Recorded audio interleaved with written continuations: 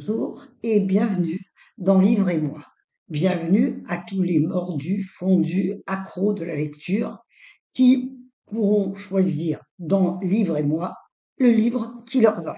Bien sûr, la lecture est une passion qui est essentiellement subjective. C'est la raison d'être de Livre et moi. Livre et moi qui vous présente des coups de cœur argumentés avec des extraits et qui est à l'écoute de vos suggestions. Si vous faites partie de cette confrérie de drogués littéraires, n'hésitez pas à vous abonner à la chaîne. Vous serez avertis de toutes nos nouvelles parutions.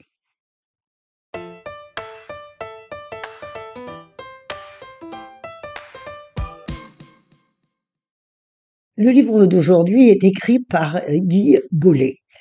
C'est un écrivain français qui est né en 1952, qui a obtenu en 1916 le prix Françoise Sagan et qui a écrit un très beau livre, À ma sœur et unique, qui nous fait entrer dans l'intimité de Nietzsche. On sait que derrière chaque grand écrivain ou derrière chaque philosophe, il y a une femme, souvent d'influence prépondérante. Nous avons ici vu à la recherche de Céleste Albaré et pu constater à quel point elle a été importante dans l'œuvre de Proust. Eh bien, ce livre-là, de 450 pages, mais qui se lit vraiment comme un roman passionnant, eh bien, nous parle du devenir de Nietzsche et de l'influence de son unique sœur, allant d'une fusion totale et harmonieuse à une haine et une trahison.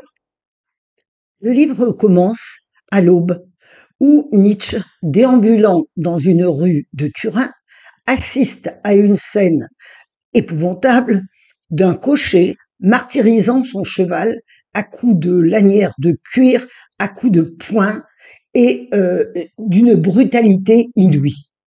Nietzsche se précipite à la tête du cheval, la prend dans ses mains, lui parle à l'oreille et au bout de quelques minutes s'écroule inanimé.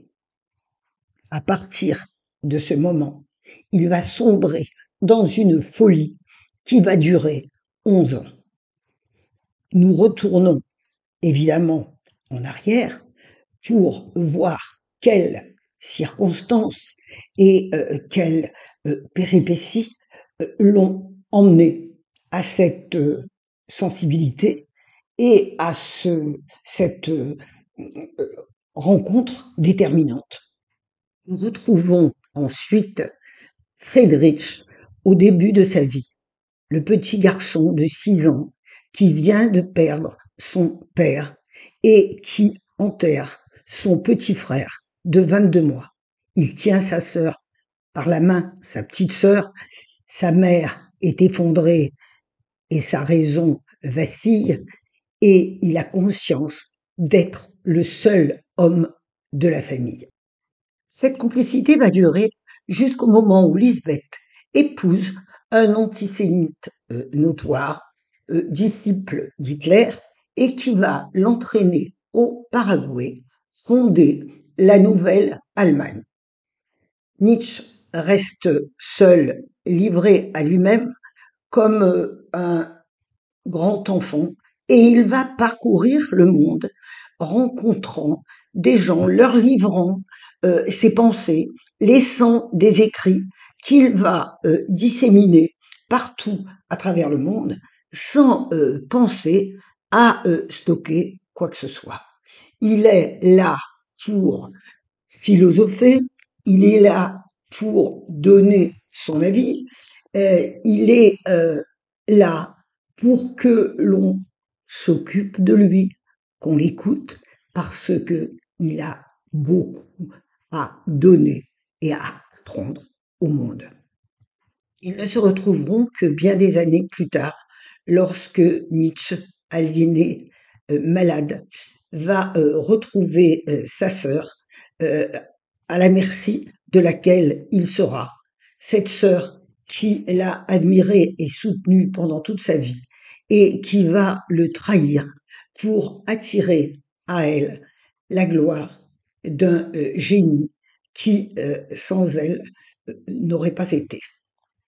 Je vous parlais tout à l'heure du petit Friedrich de 6 ans tenant sa sœur par la main qui est en train d'enterrer son petit frère.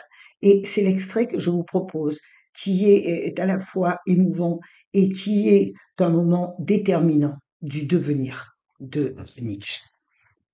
Il a presque 6 ans, elle en a bientôt 4.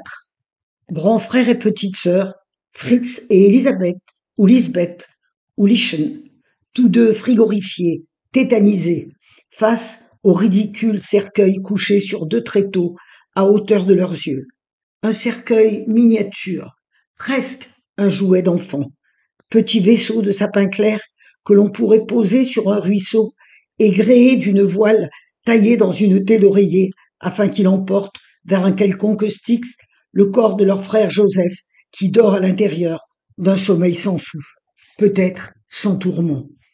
Il est âgé de quelques mois, 22 exactement. Pas même 2 ans passés sur terre, il aurait presque pu se dispenser de naître. Nous sommes jour d'enterrement au village natal, derrière le cercueil, debout et raides dans leurs vêtements sombres qui dessinent sur la blancheur des pierres l'idée d'un suaire, le grand cheptel des femmes. Mère, tante, grand-mère, arrière-grand-mère et autres ribambelles de bigotes affiliées. Le père est mort, le petit frère est mort, ne reste que femelle. Hormis lui, bien sûr, Fritz, l'enfant mâle, qui vient juste de fêter sa 6e année et qui, de sa main glacée, tient sa petite sœur, qui le regarde, émerveillée.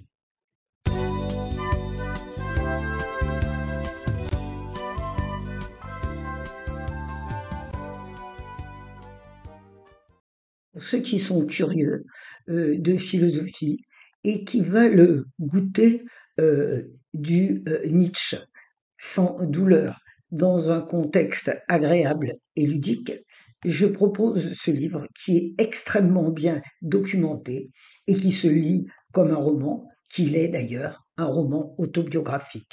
Un très bon moment de lecture. Au revoir, à très bientôt. Portez-vous bien.